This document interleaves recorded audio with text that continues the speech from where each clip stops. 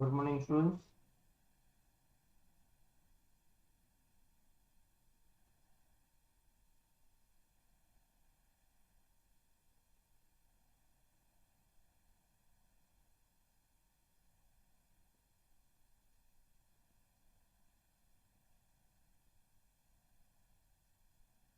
Okay, I'm going to continue with the photosynthesis.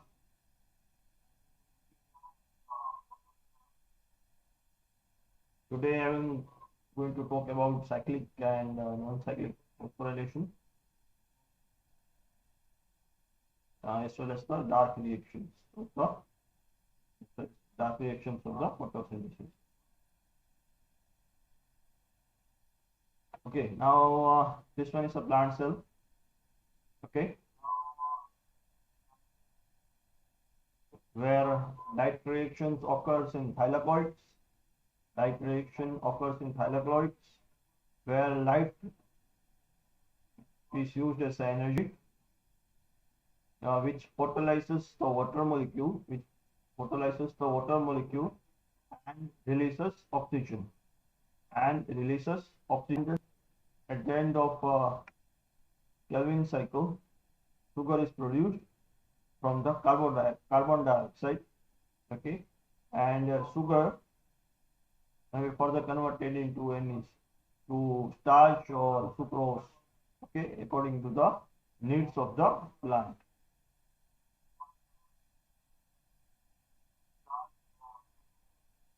Now moving with the photosynthesis. Okay, as I told you, there are two reactions which make up photosynthesis. One of them is the light reaction or a light dependent reaction, and which produces energy from solar power in the form of ATP and NADPH. Okay, and where NADPH further enters ETC, electron transport chain, to produce ATPs. Now the second part is a Kelvin cycle. It's a Kelvin cycle or light independent reaction, also called as carbon fixation or C3 fixation.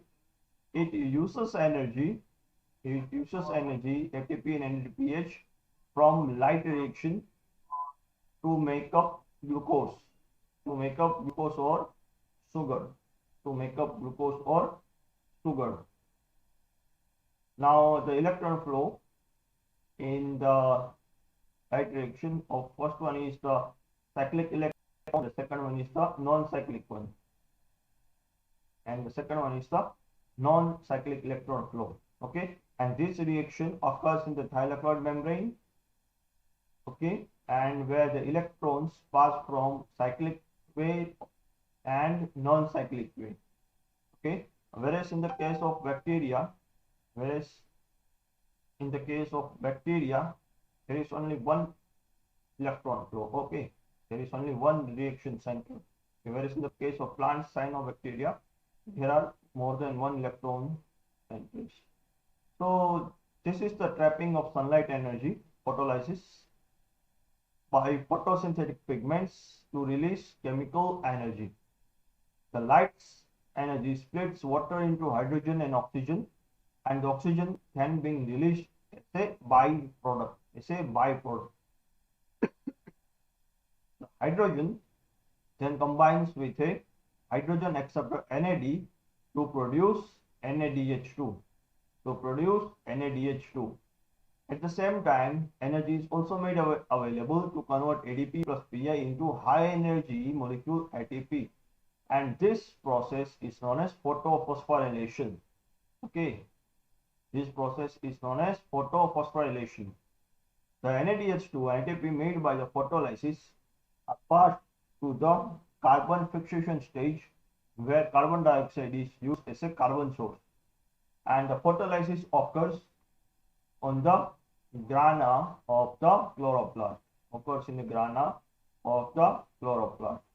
So how photolysis occurs? In the presence of sunlight, water Okay, water molecule is converted into oxygen. Water is converted into oxygen. Okay, NADPH H2 and ATP is produced, which will be used in the fixation of carbon dioxide, which will be used in the fixation of carbon dioxide using Kelvin cycle, and at end of the cycle, okay, or in the process of the cycle, a sugar molecule will be produced. Okay, a sugar molecule will be produced.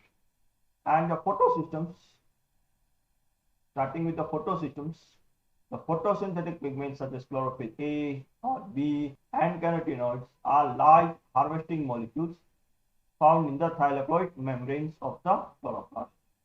The pigments are organized along with the proteins into complexes called photosystems. Each photosystem has light harvesting complexes that contain about 300 to 400 chlorophylls and other pigments. And when a pigment absorbs a proton, it is raised to an excited state, meaning that each one of its electrons is boosted to a higher energy orbital, okay, which helps to transfer electrons to the other carriers of the system. Okay, so most of the pigments in the photosystem act as an energy funnel, passing energy inward to a main reaction center. When one of these pigment is excited by light, it transfers energy to a neighboring pigment through a direct electromagnetic interaction, which is called resonance energy transfer. And this energy transfer is one of the main transfer of electrons which occurs basically in the photosynthesis. Without this, the cyclic electron flow or non-cyclic electron flow will not be possible. Okay, so electrons need to be in excited stage in order to transfer them.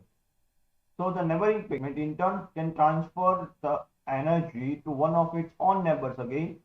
Okay, and this process can be repeated multiple of times. In this transfers, the receiving molecule cannot require more energy for excitation than donor, but may require less energy because they are already in the excited form. And collectively, the pigment molecules collect energy and transfer it towards the central part of the photosystem, which is called as reaction center.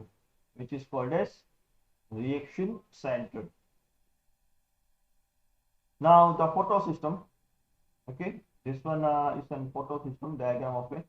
Okay, and these are the pigment molecules. Okay, pigment molecules, a chlorophyll A pair. Okay, chlorophyll A pair, and whole is a light harvesting complex. And this whole is a reaction center. Okay, and this one basically is a primary electron acceptor. Okay, now starting with the process, light basically bombards its photons, which is absorbed by the chlorophylls, and chlorophyll A, a special pair, transfers the electrons to the primary electron acceptor. Okay, same occurs in this side also. Okay, the same process occurs in this side also. Okay, so this is how photosynthesis works. Okay, this is just the basics. Now moving more into the photosystem, the reaction center of a photosystem contains a unique pair of chlorophyll A molecules called as special pairs. And once energy reaches the special pair, it will no longer be passed on to the other pigments to resonance energy transfer. Instead, special pair can actually lose an electron when excited passing it to another molecule in the complex called primary electron acceptor, as I told you in the earlier slide. With this transfer, electron will begin its journey through an electron transport chain. And there are two photosystems present in plants and cyanobacteria. Okay, one is photosystem 2 and the second one is photosystem 1. PS2 comes first in the path of the electron flow, but it is named second because simply it was discovered after photosystem 1. Okay, there is no such any scientific reason behind it. Okay, now some of the basics of the photosystems. Okay, 1 and 2. The special pair. The chlorophyll A special pairs of two electrons absorb different wavelengths of the light. The special pair absorbs best at 680 nanometer of the light, while photosystem 1 absorbs at 700 nanometer. Okay, absorbs at 700 nanometer. Because of this, special pairs are called P680 and P700 respectively. Okay, P680 and P700 respectively. Okay, so PS2 absorbs best at 680 nanometer and PS1 absorbs best at 700 nanometer. Now the primary acceptor, okay, which accepts the electrons which is passed from the chlorophyll A, okay, or any other chlorophyll. The primary electron acceptor of PS2 is a pyophytin, an organic molecule that resembles chlorophyll. Okay, and while a primary electron acceptor PS1 is a chlorophyll called A0. Okay, is a chlorophyll called A0. Okay, and the source of electrons. Once each electron is lost, each photosystem is replenished by electrons from a different sources.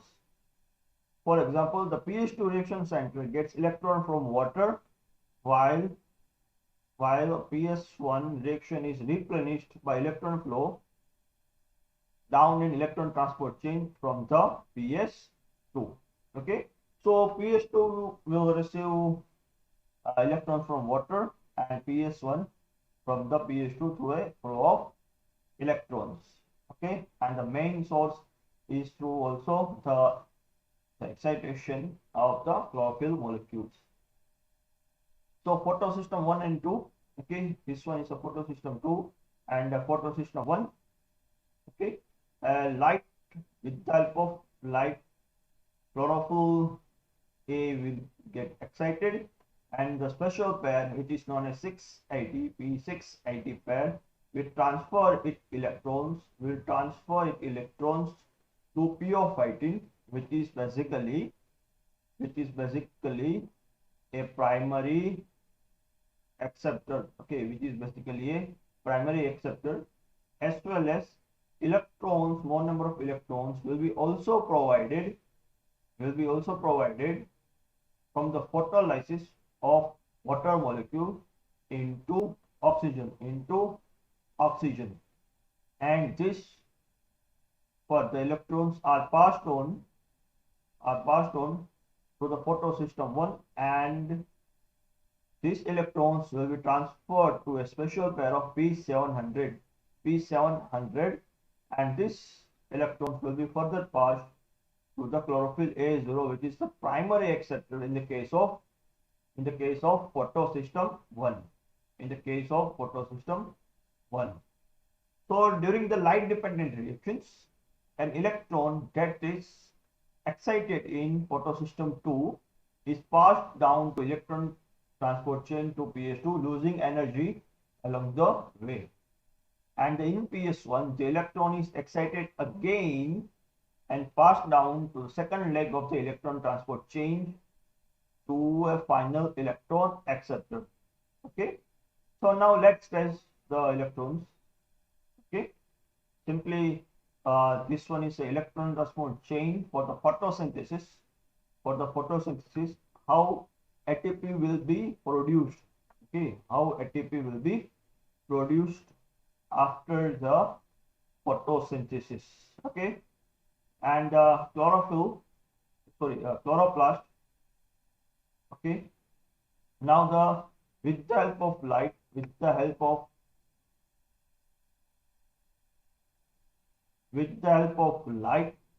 okay, chlorophyll gets excited. A P680 pair, P680 pair transfers electrons through the first electron acceptor, which is a PO15,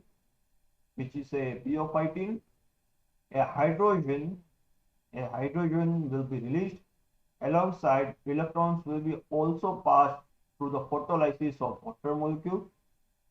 Okay, and where water will be converted into oxygen, and these two hydrogen ions are released into the interior of the thylakoid lumen, and passing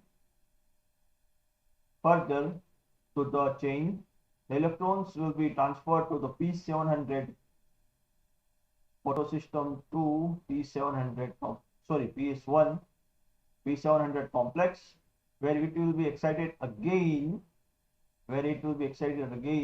in the presence of light, and these electrons will be further passed to the electron acceptor chlorophyll A0. Okay, and these electrons will be further passed on to the formation of NADP into NADPH, and this NADPH will further move electrons to the electron transport chain, and at the same time a hydrogen gradient will be produced in the interior of the thylakoid lumen. Okay, in the interior of the thylakoid lumen, where with the help of enzyme ATP synthase,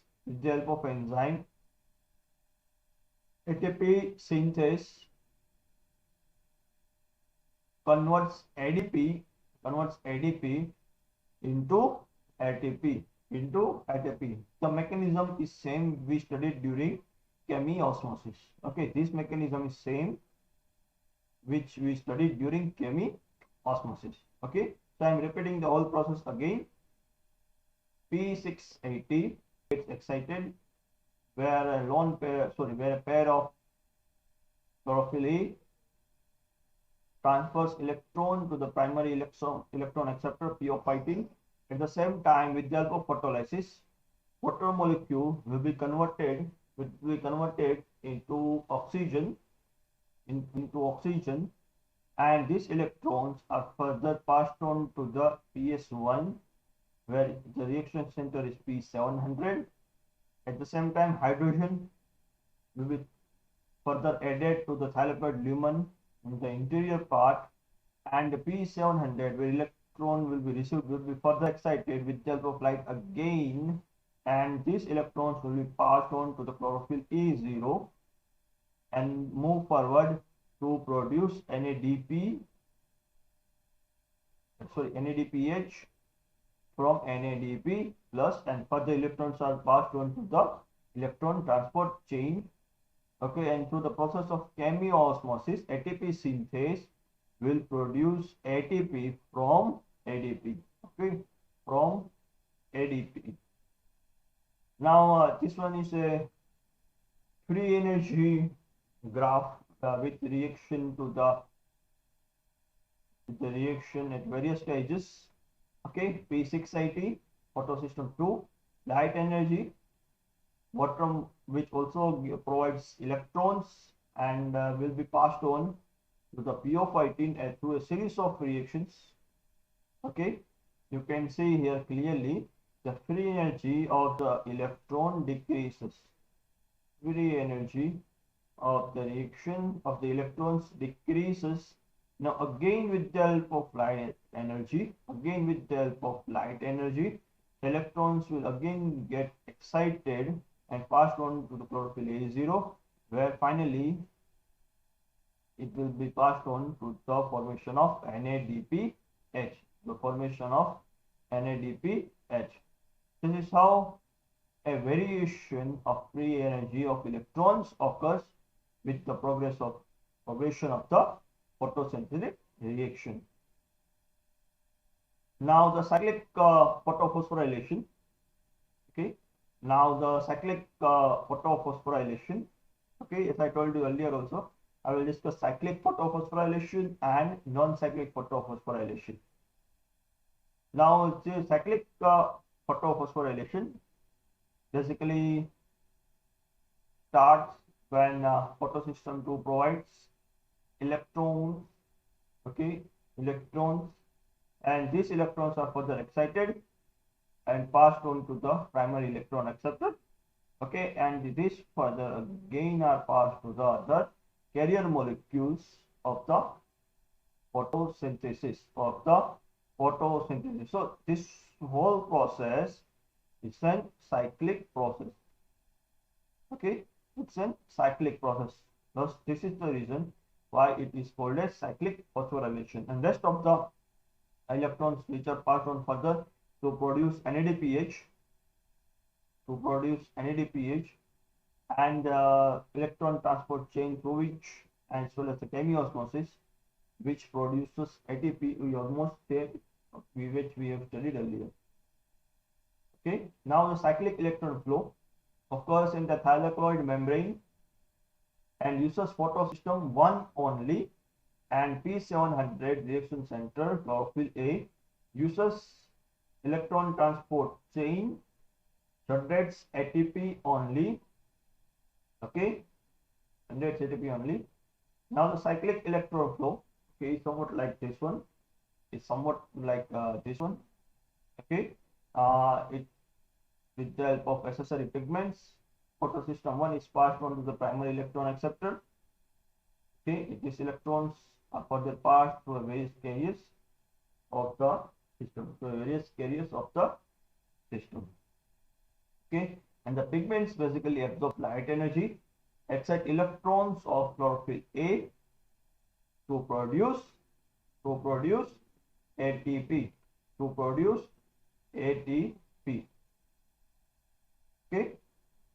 Now the non-cyclic electron flow, okay, occurs in the thylakoid membrane, uses photosystem 2 and photosystem 1, where P680 reaction center is photosystem 2 and P700 is a reaction center of photosystem 1, uses electron transport chain, produces oxygen, ATP and NADPH.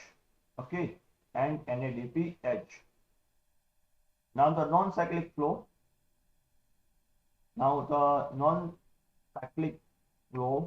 Okay, so photosystem 2, okay, where electrons get excited and are passed to the primary electron acceptor, and through which further move to the ETC, and ATP will be produced and passed on to the photosystem 1 P700, and the primary electron acceptor, which is a chlorophyll A0, will now be further be passed on to produce NADPH. So there is no cycle. Okay, this is simply a process which moves on further. Okay, Okay, and in the process, I am again repeating, the H2 is split in the PH2 and ATP is made, while the energy carrier NADPH is made in photosystem 1. So in the non-cyclic ones, ADP will be converted into ATP, NADP plus H will be converted into NADPH, and oxygen comes from the splitting of hydrogen, of the water, not the carbon dioxide. Okay, so what is the function of carbon dioxide? That the carbon dioxide will be converted into a sugar molecule, okay, in the dark reaction, the Calvin cycle, but not during the photo reactions. Okay, now chemiosmosis, I'm just speeding up this process as we already studied. Okay, it's a process which powers ATP synthesis, takes place across the thylakoid membrane, uses electron transport chain and ATP synthase, which is basically, as you know, it's an enzyme. and hydrogen move down their concentration gradient through a channels of ATP synthesis, forming ATP from ADP. Okay, forming ATP from ADP. Okay, so this is the whole process of the chemiosmosis. The whole process of a chemiosmosis. Okay.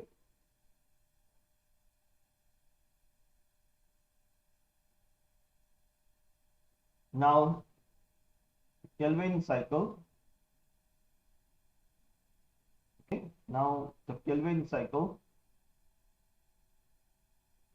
The carbon fixation, basically, which is a light independent reaction, and C3 plants, which are almost 80% of the plants of the earth, and it occurs in stroma. Okay, it occurs in stroma and uses ATP and NADPH from light reaction as energy, and uses carbon dioxide for carbon and to produce glucose it takes about 6 tons and uses 18 ATPs and 12 NADPH. Okay, as it turns out, the atoms of carbon in your body were once the part of the carbon dioxide molecules in the air. The carbon atoms end up in you and in other life forms, and thanks to second stage of photosynthesis, which is basically known as Kelvin cycle, also known as carbon fixation stage, also known as the dark reaction. And this stage is a series of enzyme controlled chemical reactions in the form of a cycle. Okay, as the carbon dioxide enters carbon fixation, it combines with the 5-carbon ribulose biphosphate to form an unstable 6-carbon compound, which immediately splits up into 3-carbon glyceride phosphate. Okay, so starting with the process of the Kelvin cycle, as the carbon dioxide enters carbon fixation, it combines with a 5-carbon ribulose biphosphate to form an unstable 6-carbon compound, which immediately splits up into 2 molecules of carbon glycerate phosphate. Okay, of a 3-carbon glycerate phosphate. Okay, this is a place where Kelvin cycle occurs. Kelvin cycle occurs in the stroma. It occurs in the stroma. Okay. Now Kelvin cycle.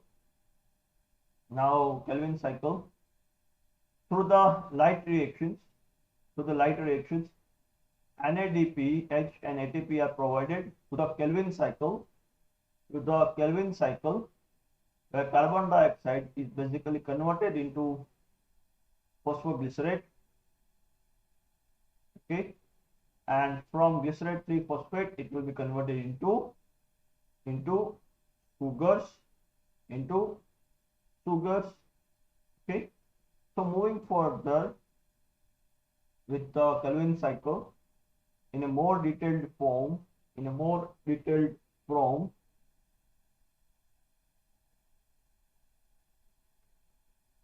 with the help of enzyme Rubisco. Okay, with the help of enzyme Rubisco, an unstable 6-carbon compound is formed. Okay, which will be converted into phosphoglycerate. Okay, and this will be further used to produce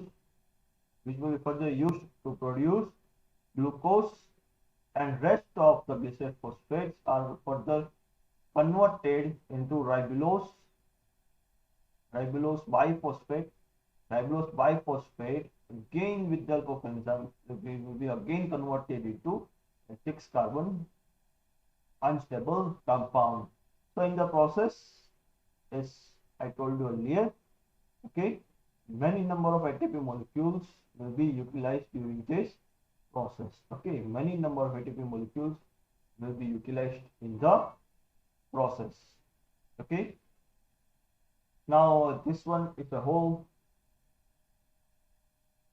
Okay, this one is a Calvin cycle where C3 fixation occurs. Okay, well, the C3 fixation occurs. So as I told you, about 6 cycles occur in the Calvin cycle. In the Calvin cycle, and remember, okay, C3 for the Calvin cycle where glucose will be produced. Okay. Now photorespiration. Okay, and how does the photorespiration occurs? It occurs on hot, dry, and bright days, and stomata is closed, and fixation of O2 instead of carbon dioxide, and produces 2 carbon molecules instead of 3 carbon sugar molecules, produces no sugar molecules or no ATP. Okay, because of the photorespiration, plants have special adaptation to limit the effect of photorespiration, because it can be harmful to some of the plants such as C4 plants as well as chem plants. Now the C4 plants, what are the characteristics of the C4 plants? They grow in hot, moist environments. Examples are grasses, corn, sugarcane, etc. Okay. Photosynthesis occurs in 2 places. Okay, light reaction mesophils, and in Calvin cycle occurs in bundled sheath cells. Okay, bundled sheath cells. Okay, this is a photograph, as you all know what is this. Now C4 plants, which occurs in the photosynthesis occur in the mesophyll cell. Okay, now this phosphopyruvate, not that one. The malate will be produced. Okay, and which will be further passed on to the carbon dioxide, which then will be converted into glucose, and glucose will be passed on to the vascular tissue.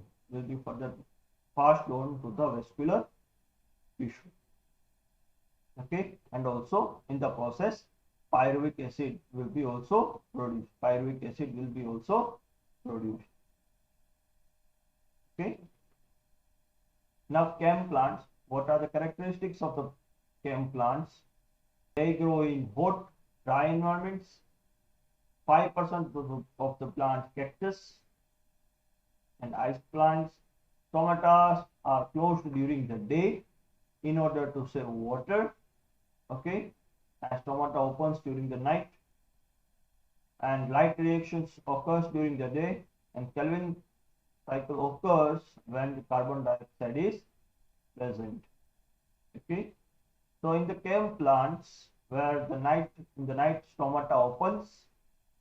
Okay, when the chem plant stomata opens, in the presence of carbon dioxide, it will be converted into malate. Okay, and passed on to the vacuole. Okay, and the day when stomata are closed, why stomata are closed? In order to reduce loss of water.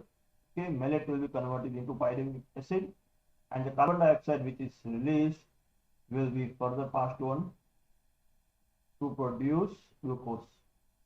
Okay, so in the whole process,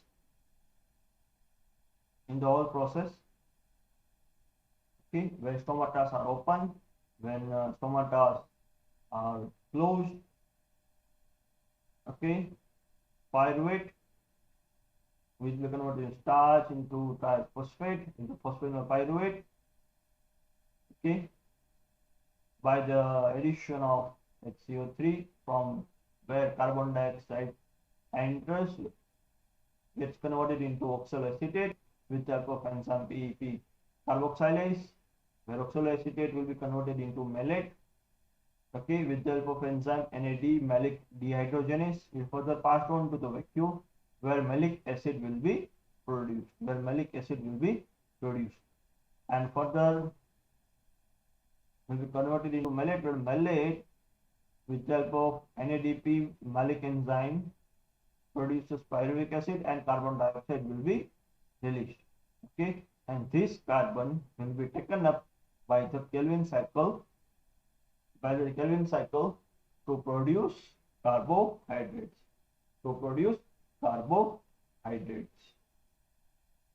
Okay, so why do chem plants close their stomata during the day? Okay, as I told you earlier also, chem plants close down their stomata in the hottest part of the day to conserve water.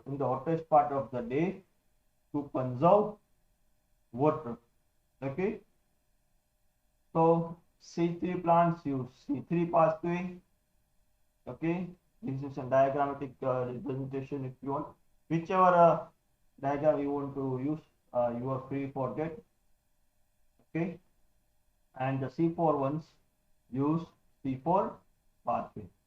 Okay, C4 plants use C4 pathway. This is a diagrammatical representation. Whichever diagram you want to use, you are free to use.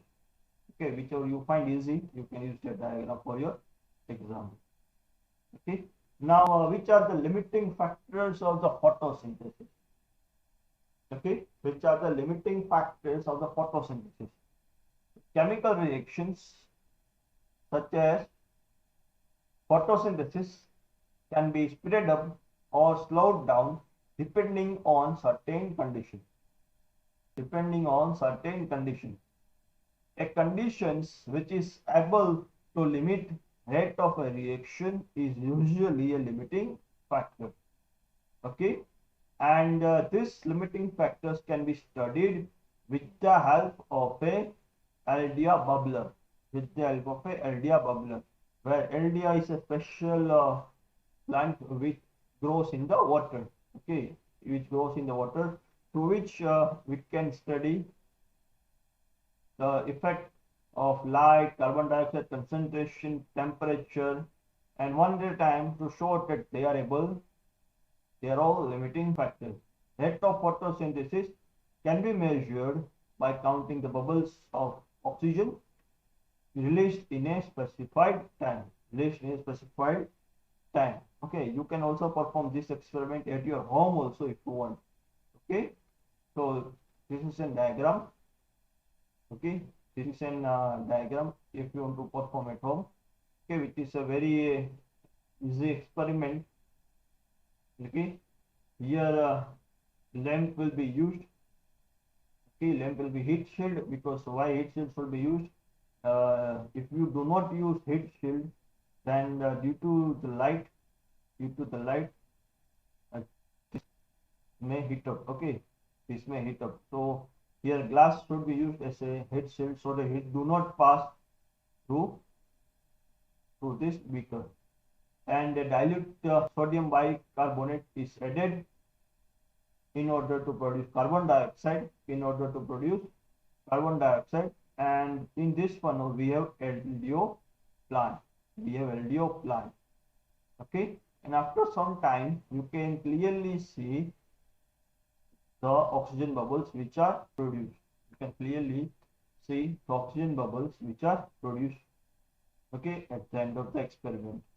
Okay, this is not a short process which occurs in 15 minutes. It may take up to hours. Okay, depending on the conditions, and we can vary amount of carbon dioxide, light, etc. Even temperatures also. Okay, through this experiment. So temperature, light intensity, carbon dioxide concentrations are the possible limiting factors of the rate of the photosynthesis. At a high level of light intensity, further increases and have no effect on the rate of photosynthesis.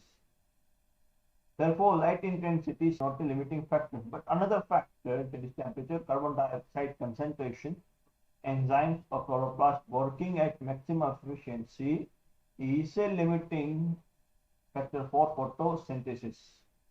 Okay, but there are some conditions when very high amount of light can also